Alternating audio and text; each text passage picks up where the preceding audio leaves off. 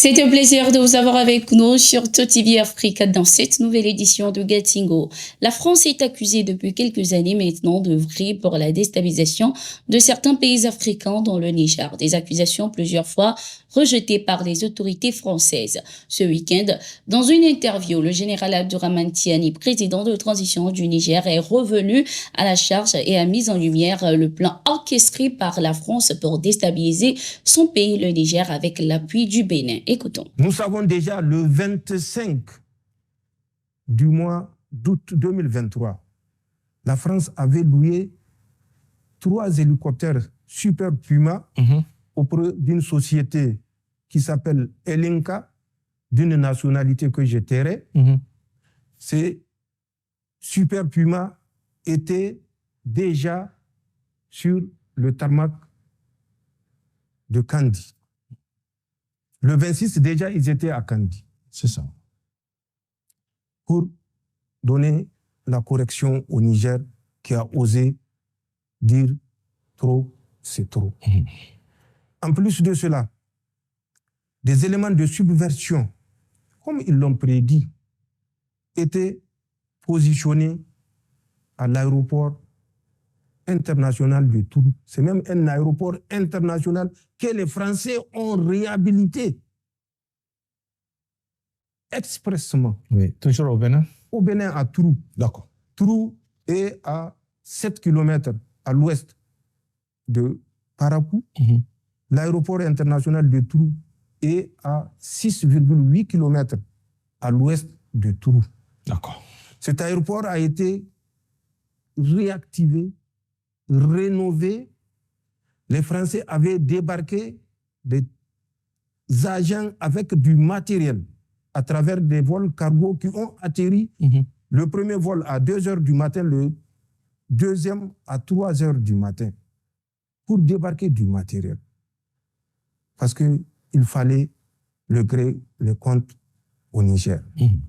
Nous savons que des agents des renseignements en tenue civile étaient à l'hôtel GB de Kandi le 25, le 26 du mois de septembre 2023. Ils étaient en tenue civile en reconnaissance. Il fallait reconnaître l'aérodrome de Porga, qui fait 2 km 100, à la lisière de la frontière, toujours dans le parc W, à la lisière de la frontière Bénin-Burkina Faso, 2 km à l'intérieur du W, côté Bénin, 2 km donc de la frontière burkinabé. Cet aéroport de Porga est entre les mains des Français. D'accord. Officiellement chargé de préserver le parc.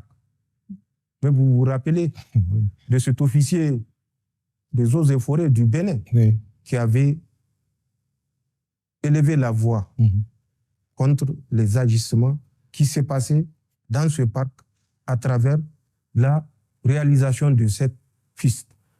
Et vous savez le sort qui lui a été réservé. Donc, nous savons, c'est une évidence que cet aéroport, dont nous avons les coordonnées, que je pouvais dire exactement. Ensuite, ces mêmes agents de renseignement français étaient dans un village qu'on appelle Alpha Kouara, où il y a une piste, mais de moindre ampleur également. Nous avons les coordonnées de cet aérodrome où les Français étaient partis en reconnaissance, toujours accompagnés des agents subversifs français.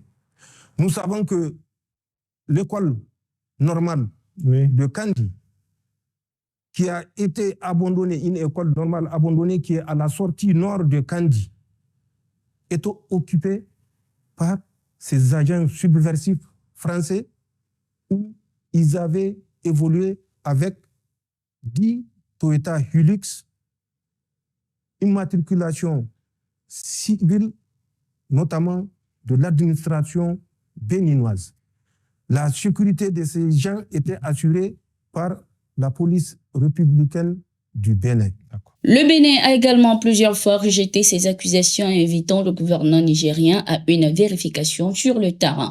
Le capitaine Ibrahim Traoré, président du Faso, avait de son côté accusé le Bénin et la Côte d'Ivoire de déstabilisation. Pour les analystes sur le continent, il n'y a pas de fumée sans feu. En d'autres termes, même si le gouvernement béninois rejette ces accusations en les qualifiant d'insensées, il y a une part de vérité derrière. Ils estiment que le simple fait que la France soutenait ces pays de la CEDEAO dans le Bénin pour une intervention militaire au Niger pour amener le président déchu Mohamed Bazoum aux affaires en est également une preuve. Le haut-commissaire de l'Organisation des Nations Unies, Volker Turk, est au Cameroun pour une mission. Cette visite se tiendra sur 3 jours, notamment du 5 au 7 août 2024. Lors de sa mission à Yaoundé, Volker Turk rencontrera les autorités camerounaises, dont le président Paul Biya et le premier ministre Joseph Dion Ngouté. Selon les informations, Volker Turk inaugurera le Bureau des droits de l'homme au Cameroun qui couvrira le Burundi, la République centrafricaine, le Tchad, le Congo, le Gabon, entre autres. La situation des droits de l'homme au Cameroun sera également évoquée au cours du séjour du haut-commissaire de l'ONU. Une visite qui vient à point nommé au moment où des voix s'élèvent pour dénoncer les entraves à la liberté d'expression et des droits de l'homme dans le pays. Paul Biya, au pouvoir depuis plus de 40 ans, est considéré comme l'un des plus vieux dictateurs de l'Afrique qui muselle l'opposition et la société civile. C'est la fin des opérations de désengagement des soldats américains au Niger.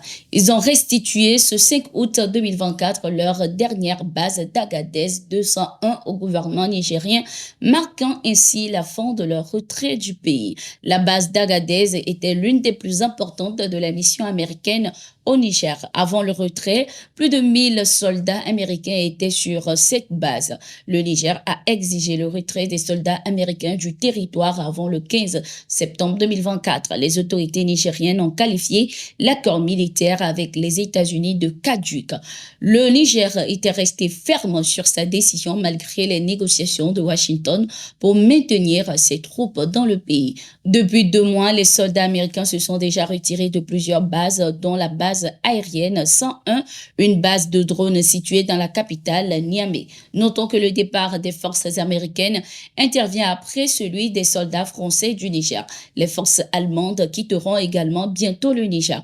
Une décision qui est motivée par le refus des autorités nigériennes d'accorder l'immunité aux soldats allemands. L'ex-directeur de la radio-télévision nationale congolaise, Freddy Moulumba, a accusé l'Occident d'entretenir et de financer les guerres sur le continent africain.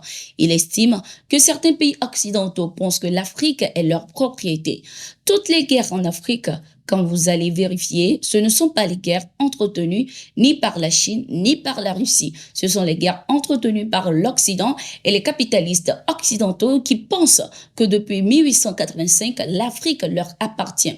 Il faut se connecter à notre société africaine, penser et accepter des contradictions et des discussions. Et dès qu'on se met d'accord, on lance une nouvelle Afrique qui sera puissante, belle et fière, avec des hommes qui ont la volonté de puissance et les ambitions de grandeur, a-t-il laissé entendre. Il a par la même occasion appelé les peuples africains au réveil et a contré toute tentative de recolonisation de l'Afrique par les pays occidentaux. L'ancien ministre du Mali, Moussa Mara, vient de renoncer à ses avantages financiers, entre autres le paiement des indemnités de 700 000 francs CFA, la prise en charge des factures d'électricité et d'eau de son domicile et la prise en charge d'une ligne de téléphone mobile.